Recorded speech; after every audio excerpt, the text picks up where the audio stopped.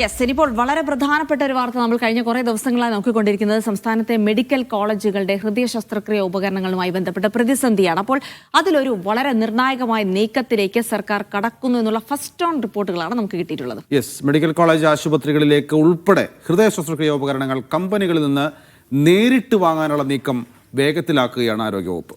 KMCL വഴിയാണ് ഉപകരണങ്ങൾ വാങ്ങുക. ഇതുവഴി ഇടനിലക്കാരെ ഒഴിവാക്കാനുള്ള നീക്കമാണ് സർക്കാർ നടത്തുന്നത്.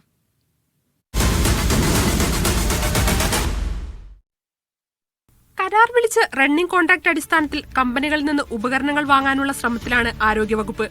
സംസ്ഥാനത്തെ സർക്കാർ മെഡിക്കൽ കോളേജുകളെ പ്രതിസന്ധിയിലാക്കിയ വിതരണക്കാരെ ഒഴിവാക്കി കമ്പനികളിൽ നിന്ന് KMCL വഴി ഉപകരണങ്ങൾ നേരിട്ടെത്തിക്കാനാണ് ശ്രമം. വിതരണക്കാർ അജണ്ട നിശ്ചയിച്ചാണ് ആരോഗ്യവകുപ്പിനെ കുടിശ്ശികയുടെ പേരിൽ പ്രതിസന്ധിയിലാക്കിയതെന്ന് മന്ത്രി വീണ ജോർജ് കഴിഞ്ഞ ദിവസം പറഞ്ഞിരുന്നു.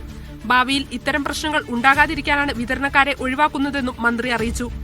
അതേസമയം നേരിട്ട് ഉപകരണങ്ങൾ വാങ്ങുന്നതിൽ വിതരണക്കാർ തുരങ്കം വെക്കുമോ എന്ന ആശങ്കയും ആരോഗ്യവകുപ്പിനുണ്ട്. ഉപകരണങ്ങൾ ആരോഗ്യവകുപ്പിന് കമ്പനികളിൽ നിന്ന് നേരിട്ട് വാങ്ങാൻ കഴിയില്ലെന്നാണ് വിതരണക്കാരുടെ പക്ഷം.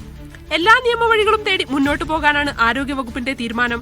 വിതരണക്കാർക്ക് നൽകാനുള്ള കുടിശ്ശിക തുക ഉടൻ പൂർണ്ണമായി നൽകുമെന്നും മന്ത്രി കഴിഞ്ഞ ദിവസം പറഞ്ഞിരുന്നു. മീഡിയ 1 തിരുവനന്തപുരം.